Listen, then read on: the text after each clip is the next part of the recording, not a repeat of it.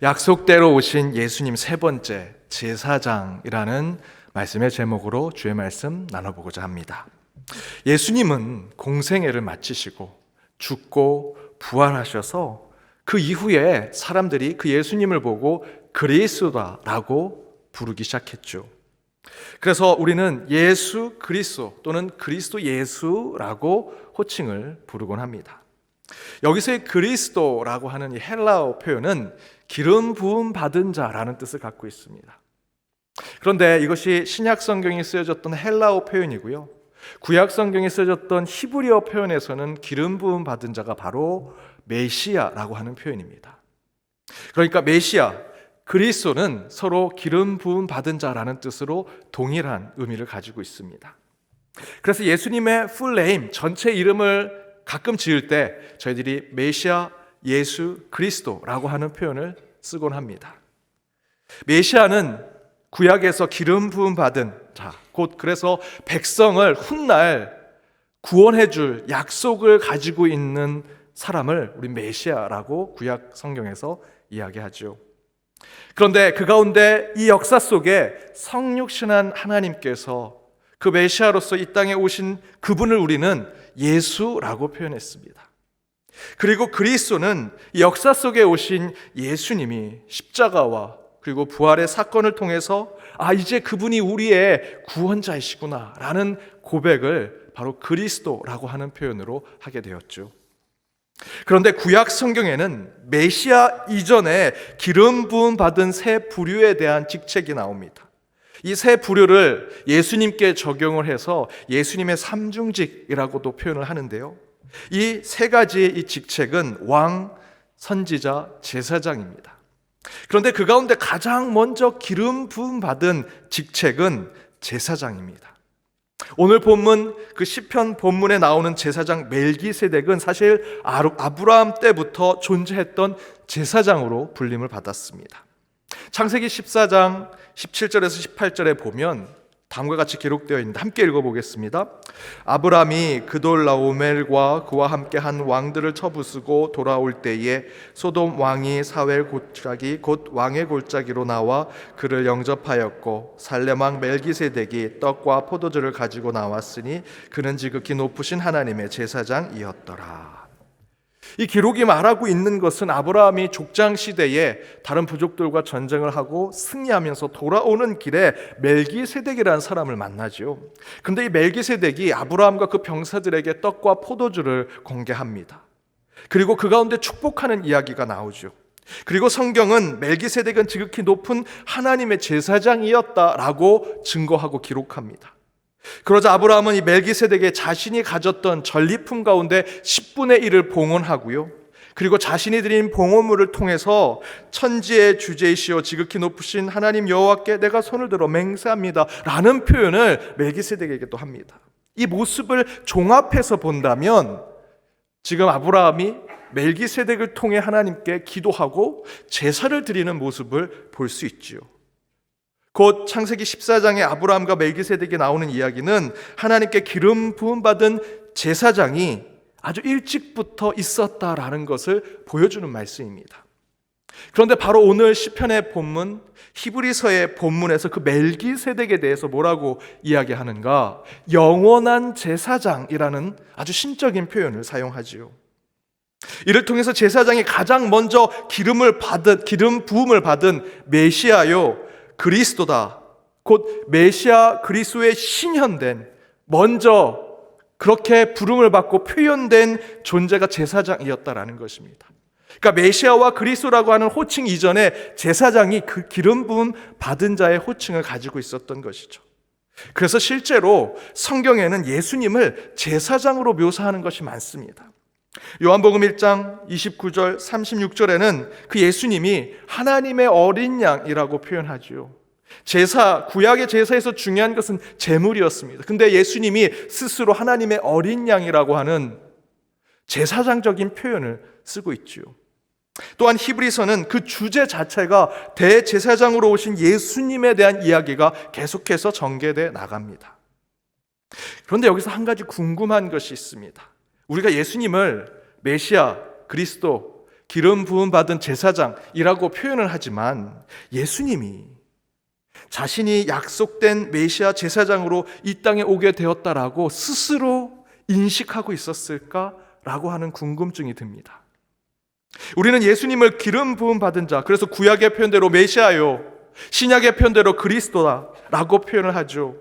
그러나 예수님이 스스로 기름 부음 받은 자, 나는 제사장입니다, 기름 부음 받은 자입니다 라고 생각했을까?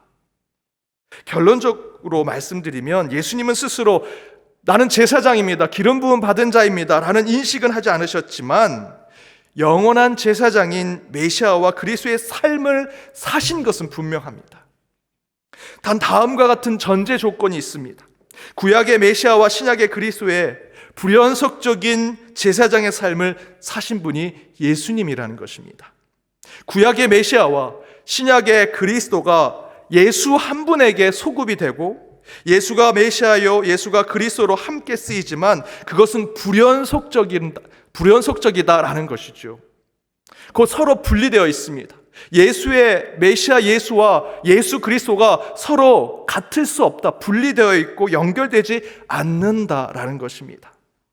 의식적으로 메시아가 되려고 사신 것이 아니죠. 예수님은 그렇게 기름 부음 받은 자로 메시아로 살려고 하지 않았습니다. 그런 의식 자체가 없으셨죠. 그러나 그 예수님은 기름 부음 받은 자처럼 사셨습니다. 서로 불연속이 있는 것이죠. 예수님의 삶은 기름 부음 받은 자의 삶이지만 그가 의식적으로 하지 않았기 때문에 메시아와 그리스도가 서로 동치될 수 없는 모습을 보여줍니다. 곧 이것을 우리는 불연속의 연속이라고 얘기하죠. 예수가 구약시대에 그렇게 고대하던 약속된 메시아냐? 예, 맞습니다. 예수가 바로 그 메시아죠. 하지만 역사 속에 존재했던 그 예수가 신약의 그리스도냐? 그 신약의 그리스도가 곧 구약의 메시아냐라고 하는 것에는 아니다라는 것입니다. 기름 부음 받은 자, 영원한 제사장, 그래서 우리는 예수를 메시아와 그리스도로 같이 부르지만 불연속의 연속된 호칭 속에서 하나님께서 우리에게 무엇인가 주고자 하는 메시지가 그 안에 있다라는 것이죠. 우리는 분명히 예수님을 메시아로 또 그리스도라고 생각하지만 동일한 표현임에도 불구하고 그 가운데는 불연속적인 연결되지 않는 것이 있다. 그 안에 하나님의 숨겨진 메시지가 무엇일까? 그것은 바로 아기 예수는 선택받은 자의 메시아로 오신 것이 아니라 모든 사람의 그리스도로 오셨다라는 것입니다. 그래서 제사장이신 예수님은 불연속에 연속된 구원자라는 것입니다. 우리가 그토록 기다렸던 메시아 예수님이 맞습니다. 하지만 예수님은 3년의 공생의 삶과 십자가와 그의 죽음 그리고 부활을 통해서 우리의 그리스도가 되셨죠. 바로 이것은 메시아가 그리스도가 되었다라는 것이 아닙니다. 여러분, 실제로 저희가 읽은 구약 성경은 정확하게 유대인의 경전입니다. 이스라엘 사람들만 보는 히브리어 성경이라고도 표현하죠. 유대인 관점으로 보면 구약 성경은 신약의 예수 그리스도를 예언하고 그 예수가 베들레헴에서 또 예수가 동정녀에게서 탄생한다라는 등등의 그런 것들을 예언하고 약속해주고 그런 예수의 길을 예배해준 그런 책이다. 그들은 그렇게 생각하지 않는다라는 것입니다. 저희가 보는 구약 성경을 유대교 경전으로 보는 유대인들은 그 안에서만 메시아를 찾으려고 합니다. 구약 성경 밖에서는 구원자, 메시아는 없다. 구약 성경 안에서만 메시아가 있다라고 생각하는 것이죠. 바로 그 메시아가 베들레헴에서 태어난 역사 속의 예수라고 주장하는 것은 지금 이 자리에 있는 저와 여러분과 같은 그리스도인들 뿐이라는 것입니다. 유대인들은 인정하지 않지요. 바로 그렇다면 신약에서의 구원자 예수 그리스도를 전제로 하지 않는 유대교 경전에서의 그 메시아는 그렇다면 어떤 존재인가? 구약 성경에서 나오는 메시아는 도대체 그들은 그를 어떻게 보고 있는 것인가? 간단하게 심플하게 말씀드리면 바로 유대교 경전인 구약 성경에서 얘기하는 메시아 예수는 다윗 왕권을 회복할 정치적 군사적 메시아에 불과하다는 것입니다. 구약의 메시아는 정치 신학적인 인물입니다.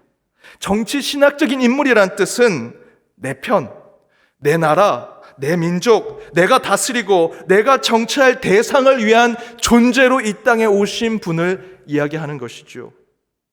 어쩌면 예수님을 나의 구원자, 나의 하나님이라고 선포했던 제자들과 그 예수를 쫓았던 사람들도 처음에는 예수님을 바라보면서 예수님의 그 행적을 보면서 이분이 내가 구약 성경을 보았던 우리의 경전이었던 히브리 성경에 나와 있는 그 메시아구나라는 그런 생각으로 예수를 그리스도로 불렀다라고 생각할 수 있습니다.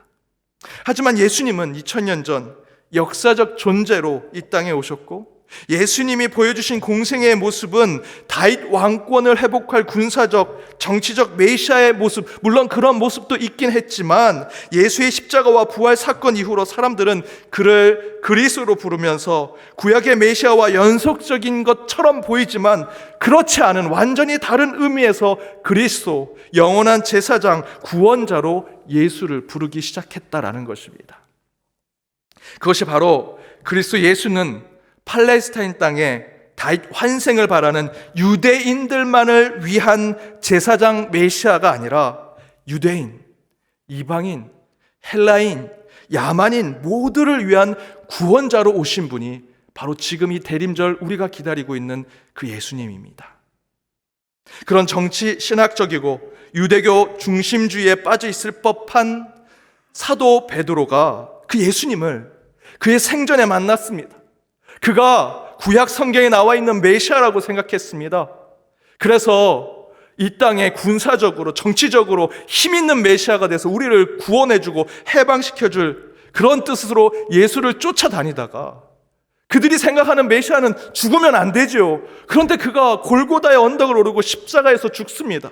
그리고 다시 부활하는 그 사건을 경험한 후에 사도 베드로가 이렇게 고백하죠. 베드로전서 2장 9절입니다. 함께 읽겠습니다. 그러나 너희는 택하신 족속이요 왕같은 제사장들이요 거룩한 나라요 그의 소유가 된 백성이니 이는 너희를 어두운 데서 불러내어 그의 기이한 빛에 들어가게 하신 이의 아름다운 덕을 선포하게 하려 하심이라. 앞부분에 뭐라고 얘기하죠? 너희는 택하신 족속이요 왕같은 제사장들이다. 왕같은 제사장. 이 왕같은 제사장에 대한 주어가 누구입니까? 너희는, 지금 저와 여러분, 우리를 얘기하는 것이죠. 너희는 이제 왕같은 제사장이 되는 것이다. 사도 베드로는 바로 메시아로 받아들였던 예수가 십자가와 부활의 사건으로 그리스도가 되시면서, 특별히 예수가 십자가에서 죽으실 때 여러분 다 아시는 대로 성소의 휘장이 찢어지죠. 그 사건을 통해 이제 제사장, 곧 기름 부음 받은 사람만이 성소로 들어가는 것이 아니라 이제 우리 모두가 그 제사장만 들어갔던 그 성소로 들어갈 수 있게 되었다라는 것입니다. 바로 그 표현이 베드로전서 2장 9절의 말씀이죠. 그것을 사도 베드로는 왕같은 제사장이라고 부르면서 그 주어가 이제 우리가 되었다라고 이야기하는 것입니다. 바로 예수님을 통해 우리는 왕같은 제사장이 되었고요. 그 의미는 곧 이제 우리는 더 이상 구약의 제사장을 통해 구약의 율법과 구약의 제사법을 통해서 주님께 나아가는 것이 아니라 우리가 친히 제사장이 되고 기름 부음 받은 자들이 되어 주님께 나아가는 자들이 되었다. 주 예수 그리스도의 그 십자가, 그의 죽음, 그의 부활을 통해 그 성소의 휘장이 찢어지고 우리는 이제 직접 주님께 기도하고 직접 예배 드리는 자가 되었다라는 것입니다. 따라서 아기 예수가 이 땅에 그리스도로 오시는 것은 그 자체로 변혁적인 은혜라고 할 수 있습니다. 변혁적인 은혜란 무슨 말이냐? 완전히 우리의 삶이 뒤집어 엎어지는 것을 이야기하죠. 우리의 신분이 완전히 바뀌는 것을 이야기합니다. 내 정체성이 완전히 달라지는 것, 죄의 노예로 살고 있다가 그 죄의 사슬을 끊고 이제 하나님의 자녀로서 이 땅의 모든 권세를 누리고 살아가는 자들이 되는 것, 종으로 살다가 이제 그 밭의 주인의 자녀가 되어 그 밭의 모든 것을 경작할 수 있는 권한을 갖게 되는 신분. 메시아 예수가 그리스도 예수로 불연속의 연속으로 전환되면서 우리의 신분이 완전히 바뀌게 되었습니다.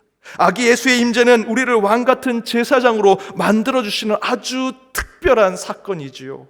우리가 그것을 기념하여 이렇게 대림절을 지키고 있는 것입니다. 예수의 십자가 사건 때 성소의 휘장이 찢어졌고 그 사건을 통해 이제 우리는 누구나 하나님을 직접 만날 수 있는 존재가 되었습니다. 바로 그것을 통해서 예수가 그리스도가 되었다라고 우리는 고백하는 것입니다. 그렇다면 그 고백 가운데 우리가 보여줘야 할, 우리 영적인 공동체가, 이 교회가 보여줘야 할 것은 이 안에 선택받은 자, 그렇지 않은 자로 나눠서는 안 되지요. 유대인, 헬라인, 이방인을 나눠서는 안 됩니다. 백인, 흑인, 아시아인을 피부색으로, 인종으로 우리 교회 공동체가 나눠서는 안 되지요. 주님께서 친히 그 십자가와 부활의 사건으로 휘장을 찢으셨습니다. 모두가 함께 그곳에 들어갈 수 있는 것이지요. 그것은 제사장이신 예수님이 메시아에서 그리스도로 불연속의 연속의 전환을 이루면서 우리에게 주신 선물과 같은 은혜입니다. 이제 우리가 함께 되었다는 것, 이방인도 교회 밖에 있는 이들도 함께 주님을 찬양할 수 있다. 그런데 문제는 지금 우리의 삶이, 우리의 신앙이 그 은혜를 나누고 있는가? 그 은혜를 누리고 있는가? 예수님은 제사장이신 자기 자신을 스스로 희생 제물로 바치면서 성소에 휘장을 찍고 우리가 직접 하나님을 만나도록 만들어 주셨습니다. 그리고 이 땅에 어떤 편견이나 차별을 없게 해주셨는데 우리는 그 예수가 그리스도 되심의 은혜를 받고서 우리 스스로 유대인처럼 살아가려고 하는 모습이 있는 거죠.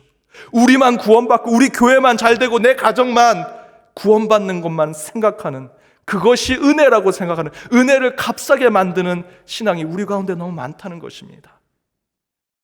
어느 성도님이 어느 다른 지역에, 다른 마을에 출장을 가셔서 그곳에서 주일 저녁 예배를 드리게 되었습니다. 한 목사님이 단에 서서 설교를 하는데 말씀을 잘 전합니다. 막 감동적인 설교를 할 때 눈물을 흘리고 재밌는 이야기를 하면 성도들이 막 웃고 말씀의 때때마다 그 메시지가 선포될 때마다 아멘, 아멘을 외치면서, 그런데 그 성도님 옆에 있는 분이 그 교회 성도인 것 같은데 이분은 재밌는 얘기가 나와도 웃지도 않고 감동적인 설교를 해도 울지도 않고 아멘도 안 하고 그냥 무뚝뚝하게 그냥 가만히 앉아만 있습니다. 그래서 예배가 다 끝나고 나가려고 할 때 그 옆에 있는 성도님께 물어봅니다.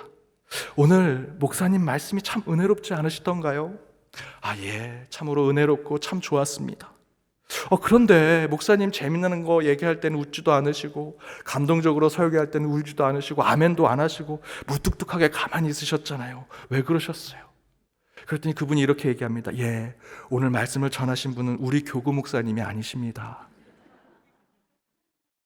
내 교구 목사님이 나올 때만 웃어주고 울어주고 아멘을, 여러분 그러시면 안 됩니다. 우리 교회 안에 있는 편견, 차별, 제가 좀 재밌게 예화로 말씀드렸지만 실제로 우리의 신앙과 우리의 삶에 나타나는 편견과 배타성은 생각보다 심각합니다. 이미 많이 알려진 마하트마 간디 이야기 여러분 잘 아시죠? 마하트마 간디가 학창시절에 남아프리카 공국에서 공부를 하게 됩니다.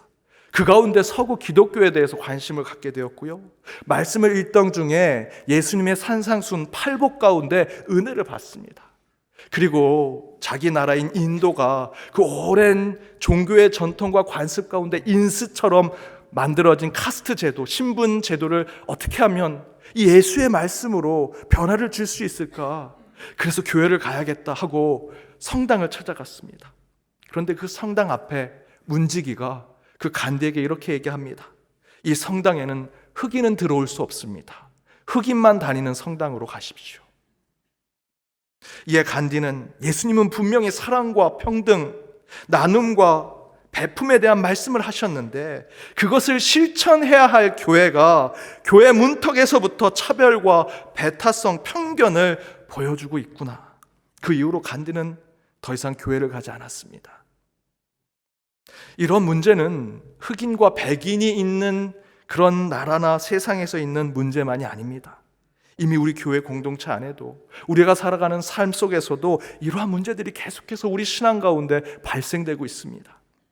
예수님은 유대인들만이 기다리는 메시아가 아니라 우리 모두의 그리스도가 되셨는데 그래서 하나님은 예수님을 통해 모두에게 교회 문을 열어두셨는데 그 안에 있는 우리가 우리 스스로 편견과 차별의 벽과 담을 만들어 놓고 있는 것은 아닌지, 예수님은 십자가에서 스스로 대성물이 되셔서 성소의 휘장을 찢어 우리 모두가 기도하고 우리 모두가 주님 앞에 직접 나아가서 예배하고 주님께 찬양하고 경배할 수 있도록 만들어 주셨는데 우리가 뭐라고 너는 돼, 너는 안 돼 라고 하면서 편을 가르고 서로 차별하고 배타적인 마음을 갖는, 마치 우리가 주인인 양, 하나님인 양 우리 교회 공동체 안에 그런 모습이 여전히 남아 있다는 것이죠. 요한복음 15장 1절에 보면 나는 참 포도나무요 내 아버지는 농부라 라고 하는 표현이 나옵니다. 그런데 영어 성경을 보면 다른 영어 성경에서도 이 포도원의 농부라고 하는 표현으로 vine grower라고 하는 표현이 나옵니다. 포도원 농부, 포도원 지기. 그런데 보통 여러분들이 지금 혹시 영어 성경이 있는 분들, NIV 성경이 있는 분들 한번 펴보십시오. 거기에 이렇게 요한복음 15장 1절이 기록되어 있습니다.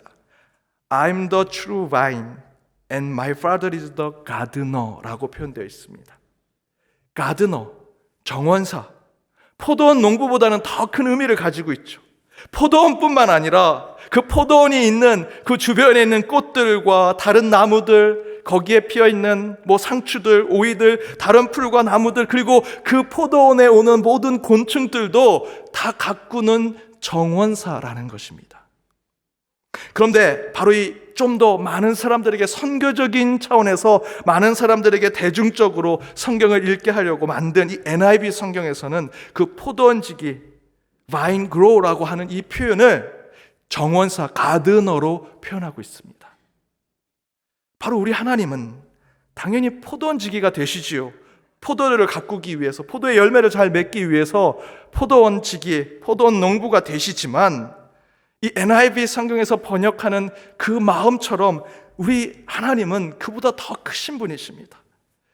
우리 하나님은 형형색색 다양한 풀과 꽃과 나무와 열매들, 그곳을 찾아오는 모든 곤충들도 다 가꾸는 정원사, 가드너로 우리 하나님이 되신다라는 것이죠.